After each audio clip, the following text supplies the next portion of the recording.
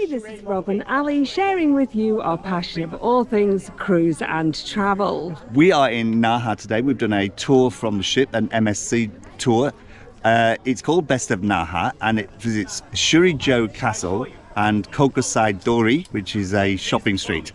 It's about a half an hour on the coach here. We've just arrived. This is the gate. Our guide, Hiro, has been telling us a little bit about the place. So we're going to have a look around Shuri Castle. He's been telling us a little bit about it, and I'll tell you all he said when we're going through.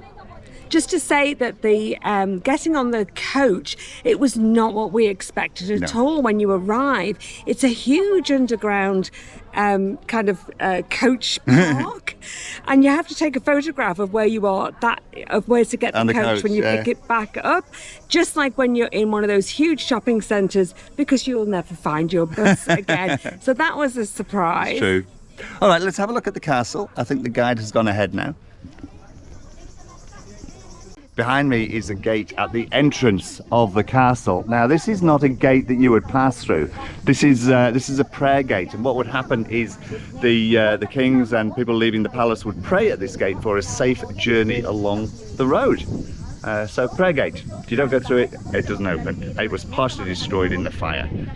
On the journey, our guide was telling us a little bit about the castle, and he was saying that it has actually been destroyed by fire 5 times, and this is the 6th version that is undergoing construction at the moment. It's supposed to be finished in 2026, after which time you won't be able to go inside. So we're a bit lucky coming before 2026, because we're going to get a look inside while it's still being constructed. This is actually a fairly steep walk up here with these steps. That we walk up to the entrance, or the second gate. This is the lions, or the lions that look after the gates. In fact, people often have those in front of their houses. That's why you see them. Ah. Our guide told us that the people who can't get up this, wheelchairs or people who are a bit unstable, there is another entrance where they can come in and look inside the castle. So it's a different entrance. So if you are in a wheelchair or unstable on your feet, you can still come here. The train that we can see from here, around about here, I'm not sure whether you're getting it. There's only one rail line in Naha, or in Okinawa Island. Is the monorail. It goes from the airport right through to the other side of the island. It goes to the city. This is a spectacular views from here. Yeah, this is a really good spot to just soak in just to see what the city's like, and you can see the ocean over that way. Used to be sacred forest, as far as you could see, but obviously development has now taken over. Let's carry on going. Our guide has taken us through this gate behind us, and we're in quite a large sort of waiting area. Now, from here, what he's going to do is going to give us some tickets. We don't know what these buildings are yet. We haven't had a look on the pamphlet, but he's going to give us the tickets, which will allow us to go into the castle, and then we can do our own thing, have a look around on our own. Yeah. So throughout the different stages, throughout the different hundreds of years, when on the different occasions when this castle has been destroyed, it's been destroyed in not completely, except when it got to then the Second World War, when he said it was completely destroyed. So I don't even think the walls are original, but they are trying to restore it all back to its original form. Yeah, some of them look pretty old though. They look like they do date back. I did think that some of the before walls, then, yeah. But certainly I don't think the 1900s. Yeah. Well, the original not 1900s, 900s. No, the original castle was built in the Ryukyu dynasty, which I think was the 14th century, he said, was when the original. And since then, there's been basically a fire every 100 years, which is why we're now on the 6th rebuild. So the sun's coming out. It's a beautiful day. We'd better find our guide with our tickets so we can actually get in. So we've come this far, and you don't need a ticket. It's only then to get into the inner sanctum. Yes. Plenty of toilets everywhere as well. That's one additional thing they've added, I think, as they've been rebuilding. Toilets. Yes. Toilets. We've got our tickets now. We've found out what some of the buildings are. The one behind us is just an information desk and a rest house, and then some toilets over here. So we've got our tickets. Let's go into the castle proper. We've had a look at the map. What I'll do is actually I'll put a map in here so that you can see what this map looks like. It's a huge place. We are not going to get round it all. The regular course takes about 90 minutes. We actually have about 40 minutes before we've got to have a look around here and then go back to the bus, which is not a lot of time. One of the other buildings that we just saw before we've actually gone through the ticket is the Great Dragon Column Repair Exhibition Room. Tell us about this. I said that without even moving my lips. So these are the Great Dragon columns. They're made from sandstone. And this is one of the characteristic features of the Shuri Castle. And they've stood up to the fire, but due to the immense heat of the fires that they've had, they've started to show cracks. Now, believe it or not, they have, I guess you should realize it, like everything, there is a scale of cracks, like a scale of earthquakes and things like that, of activity. And they show it on this sort of a heat map here. So this is the two columns, and they've shown us places where the cracks have appeared. So in order to restore them and repair them, rather than trying to fill the cracks with something like cement that will crack again, they use a resin, and they actually inject the resin in between the cracks to sort of hold it together, and that will give a little bit of flexibility as well. And because it's see-through, you can't see that's where the repairs are. And then these will then go back on display for people to enjoy for many generations to come. It's worth sometimes just taking a step back and waiting for the crowds to go. We've now come into the castle and we're on a little bridgeway. And if we look down, this is the original courtyard that we came into before that we were showing you. And look how different it looks now. There's nobody there. It really is quite and the view out to sea. And it is a marvellous elevation here. It is lovely. You do get a sense that it was something special in its day, even though it's been recreated. When I say recreated, it's not like a Disney recreation. It still has certain age and characteristic and charm about it. And I think that's probably because the restorations have been over the various centuries. Difficult to know which bits are the old ones, but yeah, there's certainly a certain charm to it. Our guide Hiro was telling us that this castle is actually built on the highest part of Okinawa Island at 130 meters high. That's not very high compared to some of the places on the mainland island, but it is the highest point here. Part of the interesting bit about coming on this tour is all about the restoration work. Behind me, it may surprise you to know that I do actually work in timber. So this is a familiar sight to me. So behind me is all the timber that they are using in the restoration of this castle. They are using sort of traditional techniques to recreate it, to make it as authentic as possible, but then obviously modern machinery is involved as well.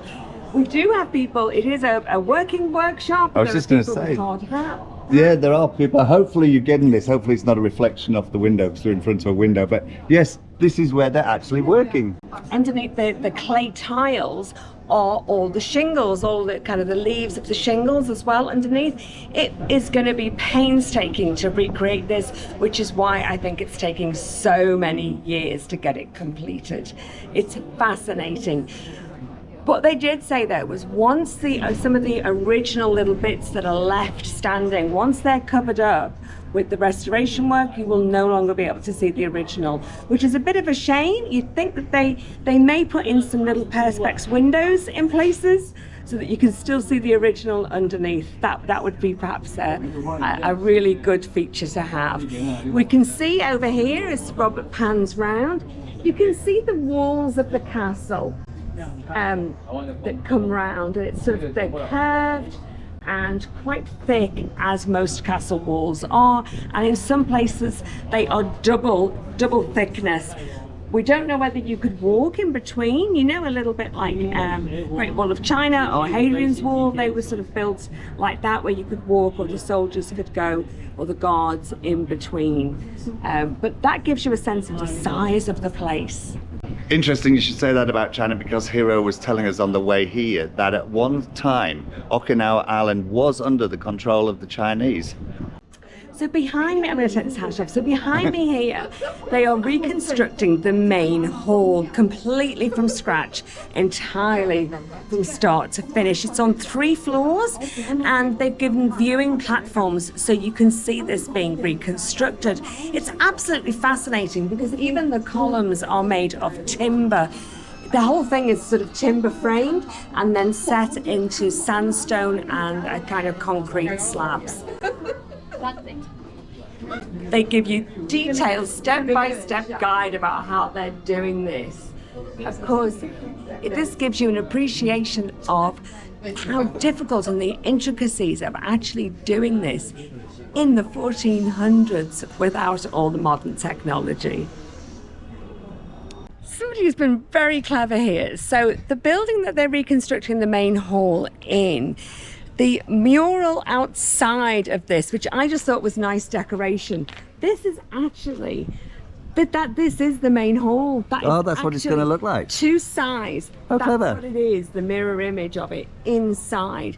So you get a sense of the size of it and also the decoration and the intricacies and everything else that's going on inside. So isn't that really clever? You get a sense then of the size and that it is over those 3 stories. It's going to be so impressive. It is. The dragons on the top here, originally they were made from, so you would have sort of a metal post, and then each of the segments is cast individually out of pottery for the design and painted and decorated, and then it is all sort of glued together, if you like, even originally with sort of resin and mortar and put together, and they're the dragons to look after the main hall. So they're recreating those as well.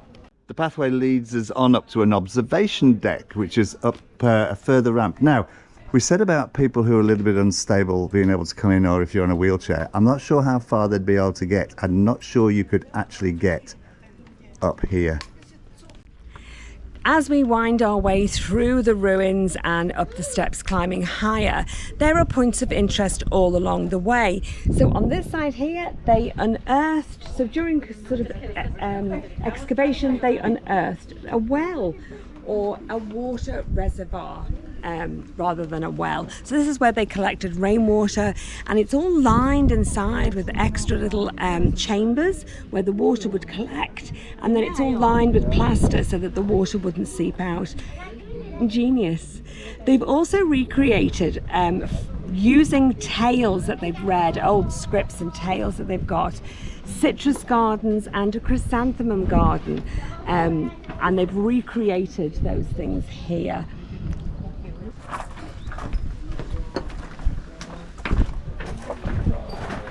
That looked an intricate gate. What was that about? Well, they think this is a, sort of an extension to the original constructions built in about the 1700s. These gates are now made not from wood but from sandstone. I think it's sandstone or limestone, carefully recreated. And this would have housed the king plus the female courtiers of the king. And also it allowed for the coffin of the king to be now inside the gate walls rather than where it used to be placed outside. It was like the king, the kings. Over time, obviously, yes. It wasn't the one. Okay, so up here we've got an observation deck. We'll have a look there, and then I think we're going to have to start heading back very shortly. We don't get much time at all on this tour.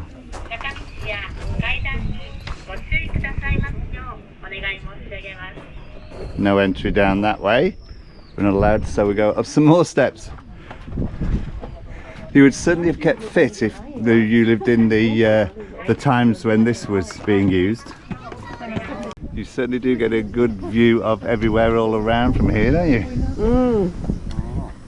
You do. You can see over here the building with the main room. The castle is in the heart of the city, so completely 365 degrees. We are surrounded by city, so the views are not the most attractive, but they are very, very interesting to look at. you get a complete view of Naha. I am so surprised at how busy it is. I have to say, even though we knew it was the busiest city and the busiest port that we came into, this was quite a surprise. And it's also a surprise at how little land there is around the castle. They've sort of built pretty much right up. There are a number of routes around this castle, and we can see the pathway that goes around. That's not one that we're going to be able to do. This is one of the utaki. Now, utaki is a collective name of praying places, and there are a few of them inside the castle, and this is one of them. The most important one is called Ibi. I'm not really sure where the Ibi utaki is. Apologies if I didn't say that the right way around. So after the observation deck, we've got the return route. There are signs showing you where to go around these routes, and as I said, there are different routes around the castle, and they all take different amounts of times. Some of these steps you've got to watch your step on. Here again, another sign, the return route, which shows you the way to go around this little garden area. Tucked away in the corner here is another little area, which is called the Yuya. This is believed to be a bath area for female attendants. So we've all heard of bed baths. Well, the king apparently used to be bathed by 2 female attendants, but while he wore his white cotton kimono, and there were pouches in the sleeves and around the body of the kimono where the female attendants would slip their hands, lathered up with soap, and they would wash him without him revealing his royal nakedness. So the king was not in the altogether. No. Here are some of the other routes and the gardens that unfortunately we've not been able to go around today. And back to the gate. And our time here is nearly up. We need to make our way back to the coach now, to our guide, to go on to our next stop, our next and last stop, which is Kokusai Dori, which is the main shopping street. That was a little confusing, but we managed to find our way back to the bus. So I took a photograph and our area was A, and when we came down there is every letter from the souvenir shop going B, C and D, no letter A. So we started making our way down the escalators and had to ask one of the guards, and A is in section B. There you go. Okay, thank you very much for cooperation. So 20-minute bus ride, thereabouts, from the castle, brings us down to Kokusai Street, which is the main shopping street. Kokusai apparently translates to International Street, and it's not named after anything other than the International Theatre, which used to be here, and that's which is no longer here. Yeah. What he did say was there's nothing traditional here at all that's left. It is basically, it is what it is. It's a souvenir shop, souvenir mile-long street. Yeah, what do you call it? Miracle Mile, something called Miracle Mile. It'll be a miracle if you get to the end of it without spending money on some rubbish, I think is what it is. So we're stopped outside the prefecture main city hall. Apologies if I got that wrong as well. The buses can't stop here, so they are off now, and they will come back in 2 hours time at 1 o'clock to pick us up. So we're off to find a cafe. Oh, we are desperate for something to drink. We didn't manage to get any water on our way out, so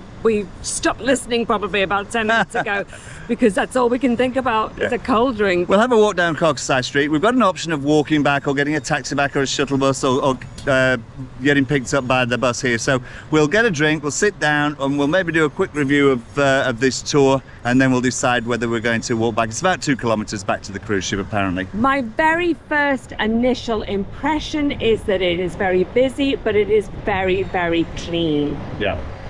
Well, Kokusai Street apparently is down this way, straight down here to the shopping street. Let's go and have a look what's down there. So this is the start of Kokusai Street, and it's got some nice palms, boulevards, but you can see straight away it is literally shops and restaurants all the way down. Some interesting little souvenirs and artifacts that you can take home. Artifacts is a bit of a stretch, Robert. Souvenir knickknacks. There are lots of sweet treats and goodies, but unfortunately I have no idea what they are to even try them. Could just buy some and see what they are. The thing is, they don't scream quality, do they? So I think you can kind of tell. They scream sugar. Yeah, sugar. Yeah, they definitely just look sugary. Little souvenir sweets. Yeah. We may have found somewhere Kangen store. They sell beer and food and things. Looks quite nice inside. Third time lucky, we've managed to find a little restaurant that's downstairs. It's a lovely little restaurant. You go downstairs, or we've come down some stairs into this area here. She's been using the Google Translator for the menu and managed to order us an alcohol-free Orion beer for herself, a draft of Sahi, and a bowl of edamame. So we're not going to starve with Google Translator, are we? But actually, the thing is, the Google Translator, it will translate into literal.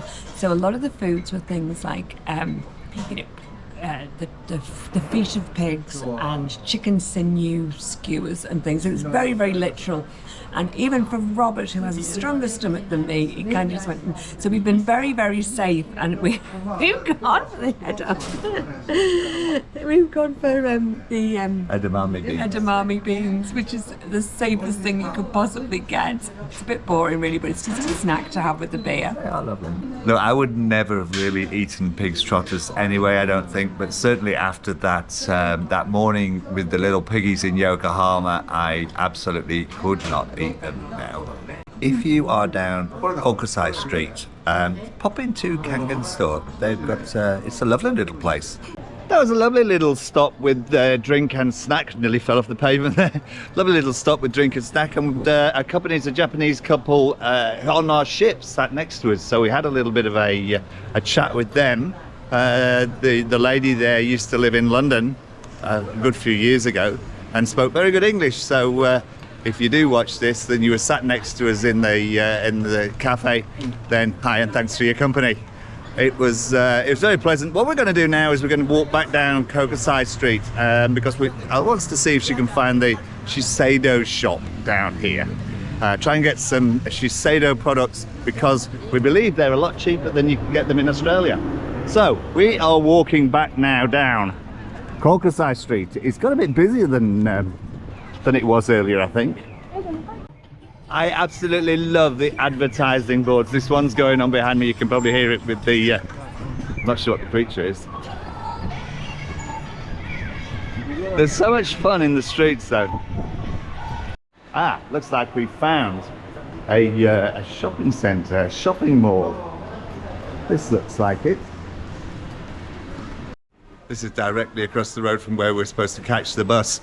It's like a Japanese version of David Meyer. It's got all the same brands and everything, so who knows how long we'll be in here, but I think we may be walking back to the ship. Okay, she's found the products she wants, and now we're doing a bit of a price comparison. Thanks to modern technology, hop on the internet and see how much it is in Australia, and so far it's looking like it might be quite a bit more. Plus, we also are qualified for the tax refund scheme. So that means we can claim the tax back because we're overseas visitors. Anyway, we'll see how we go with the prices first of all, and then we'll work out, if she does want it, what we do about tax refund. Now, compared to Maya, it was a lot cheaper, but we have a store called Mecca, which apparently is based in Brisbane, and it's pretty much the same price as what you can get the stuff back home for. So it's not a purchase from Japan today for the Shiseido products. We're just about 10 minutes off the bus now, so we're going to hop across the road, literally across the road, and catch the bus back to the cruise port. So this is the advertising board that I was talking about. We're across the other side of the road now. I'm not sure what the fish is trying to say or what the shop is, but he's very vocal, that little fishy. It's almost like a little movie in itself.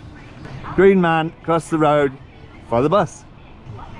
We are waiting for the bus now to go back to the cruise terminal. That is our tour that we booked through MSC Cruises Best of Naha. As I recall, it was a little bit over 100 Australian dollars per person, so I can't remember exactly, but so just over $200 for the two of us.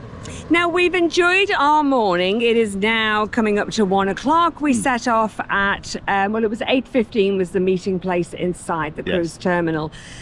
So we've enjoyed our morning, but we don't feel we've really had good value for money, we have to say. Not on this particular tour, no. We went to the castle, and the castle was great. We would have loved more time to look around there, but it took a long time to actually get in there, get our tickets. We were supposed to have an hour and 20 minutes. I think by the time that had finished, we were down to about 50 minutes for us to have a look around on our own, and it was about a 10-minute walk for us to get back to the bus. So yes, we only had about 40 minutes there. When we look on the map, the recommended time to walk around is 90 minutes. Yeah. So we were a little bit sort of rushed around there. I don't think there's too much that we didn't see. We just didn't have a lot of time to take it in. Yeah, we enjoyed it. And understand what we were looking at. And we can't fault the tour as being part of a tour bus. You do feel that little bit of being herded and rushed together, and you don't get to enjoy what you're looking at until you then get the time on your own and you can have a little wander off. So that's not the tour's fault. That is all part of being part of a big tour. So no complaints there, but it's not that far away. And even our guide said you could just get the monorail, which is very simple. Yeah. Only goes kind of one way back. That's it. So one track with how many stops? 19. 19 stops. It just goes up and down, up and down. So there's 2 stops that are within about 10 or 15 minutes walk of the castle. Yeah. I just had a look on the map. Yeah. Entrance to the castle was about 400 yen, which makes it a very inexpensive admission fee. It does. Then the coach brought us back into the Kokusai Street. I say it again? Kokusai Street. Kokusai Street. So just say a little bit about Kokusai Street. Kokusai Street is a street. It's a mile long. They call it the Miracle Mile. So it's about 1.6 kilometers long. It's a modern street. It's not a historical street. It is full of tourist shops. Absolutely lovely and worthwhile coming down and checking out the shops and the cafes and everything. But we had 2 hours here. We didn't need 2 hours. And you know what? If we did want 2 hours, we could walk back. It's about 2 kilometer walk back to the cruise terminal. There's also a taxi. There's also a shuttle bus. So if we had an hour in Kokusai Street and had a look around, and then if anybody wanted to stay, and quite a few people did actually, quite a few people said they weren't coming back and they would walk back, he's done. We thought the focus could have been more on the castle than Kokusai Street. Simply because of its location. Yeah. As you say, you can walk back or just jump a cab for next to nothing. Absolutely. The reason I looked distracted then is because the timing on this ship, and I guess it's pretty good. It means that people aren't hanging around. It's to the second. If they say they're going to pick you up or something leaves at a particular time, it does. It does. And we were told to be here at 1, and it is dead on 1 o'clock, and our coach has turned up. He's ready to wait 10 minutes. And they said, but we did put our name down and our cabin number that we may walk back to the ship. So if we went on this, they're not going to wait for us because we've already said we may have walked back anyway. So here we go. Just to wrap up, Kokusai Street and the castle, definitely worth doing. The tour guide said there is absolutely nothing else of any historical value here. Very good English. It gave us a good talk and everything, but it was not a guided tour through the castle, and certainly not a guided tour in the town. For our money, we did not get good bang for our buck. If you want to do this, seriously consider doing it yourself. It's close to the terminal, very little risk. You would do it for a fraction of the cost, and you would have a lot more leisure time around. If you've liked this video, please hit like, please hit subscribe, and hit the notification button if you want to see more of our videos from Naha on this absolutely gorgeous sunny day. We're going to say thanks for watching, and bye for now. Bye. We'll see you in the next one. Bye.